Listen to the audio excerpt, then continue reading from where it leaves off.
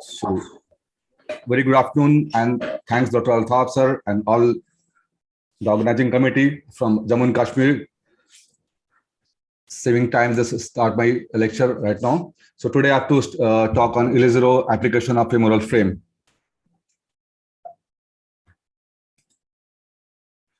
So as already discussed, not going into details, we must have the basic knowledge of the anatomy, the neurovascular bundle, to avoid any complications. It seems complex, but when we have a good knowledge of anatomy, it becomes very easy. For that, we need to have a basic knowledge of the surface anatomy, the femur. So first, the basic is that we must get knowledge of Ken's line. Ken's line is a straight line from anterior superior iliac spine to the medial condylar border. You can see in this here. And lateral to this is a very safe zone in the proximal part, and distal part, the posterior part is unsafe. So we can go safely with this Ken's line. And as already discussed, Sartorius is a guide to the adductor canal. So we can just follow Sartorius to avoid any injuries in the vascular bundle. This safe zone, the anatomical part has already very well described earlier. So I'm not going to repeat this. Just to add on, we can also have this diagrams according to the goniometric system of 360 degrees. For this, we have to learn by heart all the angles, from which angle we can go safe.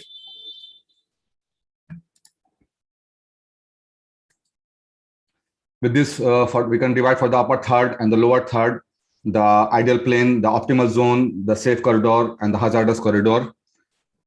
This is for the trochanteric and the subtrochanteric area. This is for the middle part. For the lower part, I usually, for add-on, use the Mudek method, where the bones has been divided into 8 to 10 parts. Depending on the bone, for femur, we have taken 8 sections here. So using this, if you make a clockwise diagram, so just remember this, in the 12 o'clock is always anterior, whether it is right or left, and 3 o'clock is always in the median. So you can just make 1 to 12 like this, and you can diagrammatically specify which area is safe and not safe, and you can mark also. So here, if you start with level 1, you can see the contraindicated positions are 1 and 4. As you can see here, this is the contraindicated positions, and the very safe positions are 8, 9, 10, and 11.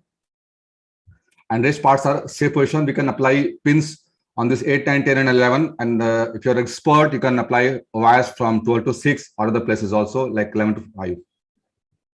Similarly, in the subtrochanteric area of femur, the contraindicated positions are 1, 2, 3, and 4. The reference very safe positions are 8, 9, 10, and 11. We usually also apply pins over here in this proximal area in order to avoid any complications. And similarly, the safe positions are from 5 to 12. You can safely apply wires if you wish, if you want to go a more wire technique. The proximal femur, similar, the contraindicated positions are 1, 2, 3, 4, and 5. The medial part is not safe, and the lateral part is safe. Mid shaft, similarly, we have 2, 3, 4, and 5. You can see these are unsafe zones, and the safe positions are the more safe are for 8, 9, and 10. And we can from 1 to 12 are safer. You can, if you're an expert, you can go with wires, as you can see in the diagrams. Both the diagrams. Similarly, in the lower femur, 3, 4, 5 are contraindicated. Rest are safe positions. You can still apply here pins. I apply pins from the lateral side. You can also apply anteromedial wires from here. From 11 to 5, you can apply wires. In level 6, the lower part of the femur, the contraindicated positions are 4 and 5. The reference positions are 3, 7, 8, and 9. And the safe parts are 1 to 12. So you can also see here in the posterior middle, the vessels come in the posterior middle segment. So you can go safely the lateral, the anteromedial, and the posterolateral part. Similarly, in the supracondylar area, the mainly neurovascular bundle is in the posterior middle part. So rest parts you can go very safe with pins and wires or combinations, as you can see in the diagram. Level 7 is next level is the condylar area, where mostly the neurovascular bundles are in posterior part. So you can go very safe from lateral to medial, oblique from posterior middle to posterolateral, as you can see in the diagram. So if you have a good knowledge of this diagram, you can go very safe. I have just made a gist of this. Like in the proximal part, trochanteric area, you can apply two pins from the lateral part, or you can go on wire from anterior to posterior. As you can see, I've made just making the series of diagrams. The green part is very safe. You can make pick pins for here. Yellow part is comparatively safe. You can go with wires for this, and the red is totally contraindicated. This is for the proximal part. The proximal shaft, you can apply two pins from the lateral part and a wire from the anteromedial to posterolateral, and another from posteromedial to anterolateral in between the vascular and neurovascular bundles. If you have a very good and safe knowledge of this anatomy and this diagrams. Lower part, the angles is a little different, similar in the posterior part. You can see you can put wires like this. So instrumentation has always been, already been described very well. This is the armamentarium that you have to keep in your OT.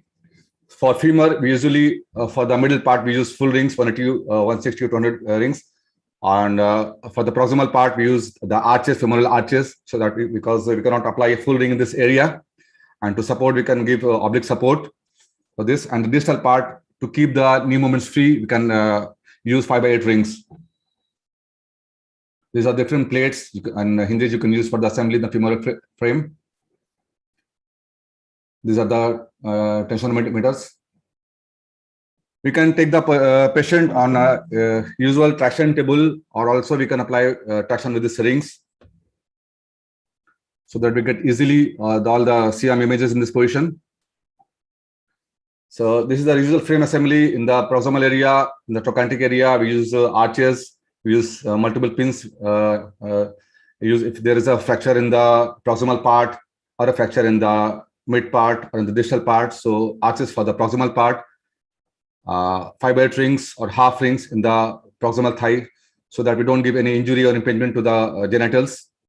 In the mid part, we can use full rings, and the distal part we use usually use 5x8 rings to avoid any knee stiffness. So here, this is the diagram that shows the usual assembly in this case.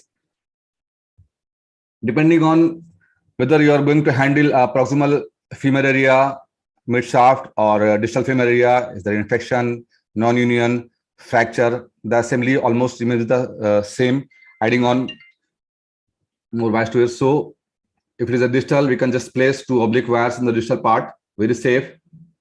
Apply rings on it. On it, we can apply pins, oblique pins. After that, to avoid stiffness, we can just give a full movement to the knee. Then put on the second ring over this area. Put on the rods. We can just again apply, to be very safe, a hybrid, like two lateral pins on oblique directions, and one wire, if you have good knowledge, from anteromedial to posterolateral. Similarly, we can apply in the proximal part a half ring or full ring. Pins and wires in the same direction. Taking care of the vascular bundle is very important. In the proximal part, we connect with an arch, and this is the oblique support that you can see that gives strength to the whole assembly. And depending upon the fracture, we can add multiple pins as required as fracture. For deformity corrections, the assembly remains almost same. You can take help of olive wires and hinges if you have to do an acute correction or a gradual correction with olive wires. We can do a gradual correction over the ring like this. If there is a translation, as you can see in the X-rays, after applying the rings, if there is an acute fracture, we can reduce it acutely, or you can take help of plates to do it gradual correction. We can also do compression and distraction as needed after applying the ring with the help of rods or distractors. Or if there is limb shortening, we can do lengthening with the same. But normally the corticotomy level in femur we do is either subtrochanteric or the supracondylar area, the metaphyseal diphyseal junction. So this is the usual frame assembly, as you can see in the diagram. We do. This is a normal frame assembly using arches and hinges and oblique support for the frame. In the first case, because this is a case of lengthening, so I have not applied any pins in the between. Second case was a case of bad injury, so this is the usual case, applied pins on the proximal part, lower part, and wires in the lower part.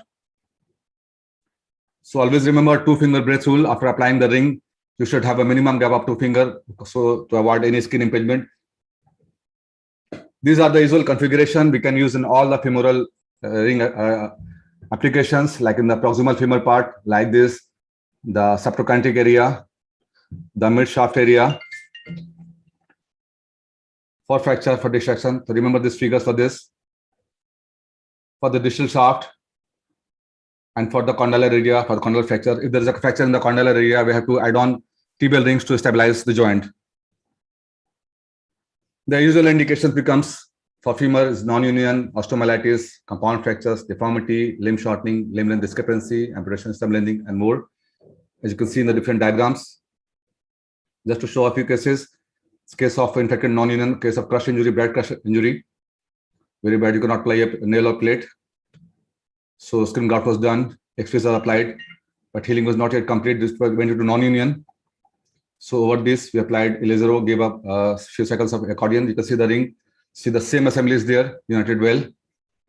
So this is the assembly. You should just remember these figures.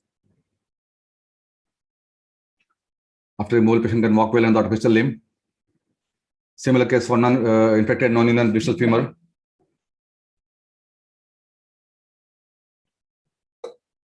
Patient can walk next day. The frame is very stable.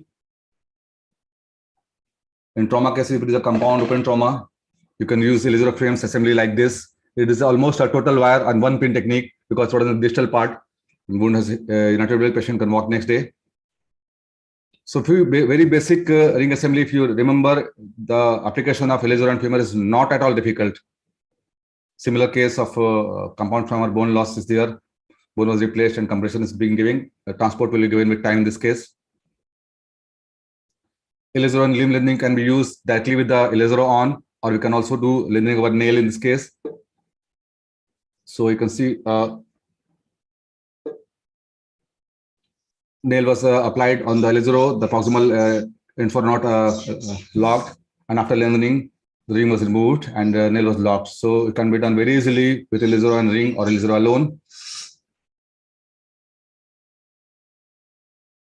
Pre-op and post-op deformities. Walk, you can see there's no limp after surgery. In deformity, you can use Elizero for proximal femur, distal femur. As I show one case, this is a post-traumatic deformity.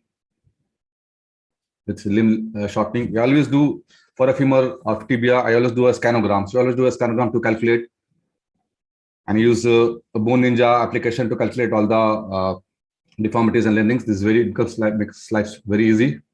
So these are the usual formula for limb deformities. You should always remember these angles, the basic angles, the basic landmarks, the mechanical axis deviation. Not going in detail, the formula of map the ABC given by Hasenberg, the Baltimore team. You can do a calculation with this. If you put a nail, it will be shortening. You can put a Elizero and do correction. You can do the correction and deformity and lengthening with the Elizero and hinges, or with ACV also.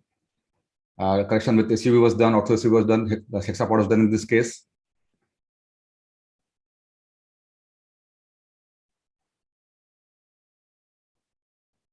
After that, it was removed and LRS was applied. Panostomielitis with fracture, pathological fracture, similar ring was applied. So post-op rehabilitation is very important in all the cases. Post-op walk, post-op exercise is very important. So ask the patient to walk and walk if you have done a very good stable surgery. So if you have good knowledge of Elizero, you can do in all the cases. Thanks to all my mentors who have taught me Elizero. Thank you. Thanks a lot.